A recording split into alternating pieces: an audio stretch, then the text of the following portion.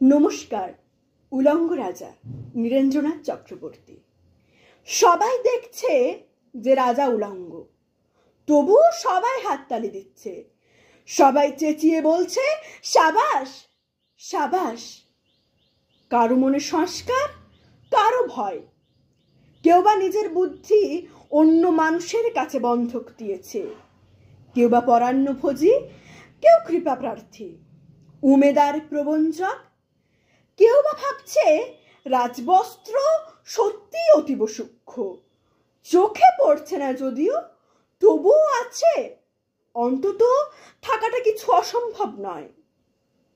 গল্পটা সবাই জানে, কিন্তু সেই গল্পের ভিতরে শুধুই প্রশস্তি বাক্য, উচ্চারক কিছু আপাদমস্তক ভীতু ফন্দিবাজ অথবা নির্বোধ তাবক ছিল না। একটি শিশুও ছিল, সত্যবাদী, সরল, সাহসী একটি শিশু।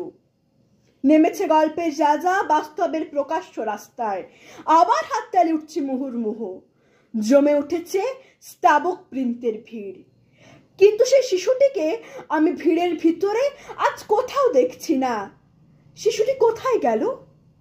কেউ কি তাকে কোনো পাহাড়ের গোপন গুহায় লুকিয়ে রেখেছে, নাকি সে পাথর ঘাস মাটি নিয়ে খেলতে খেলতে ঘুমিয়ে পড়েছে কোনো দূর নির্জন নদীর ধারে, কিংবা কোনো প্রান্তরের গাছের ছায়ায়? যাও, তাকে যেমন করেই হোক খুঁজে আনো। শেষে একবার এই উলঙ্গ রাজার সামনে নির্ভয় দাঁড়াক, শেষে একবার এই হাততালির ঊর্ধ্বে গলা তুলে জিজ্ঞাসা করুক, রাজা তোর কাপড় কোথায়? নমস্কার।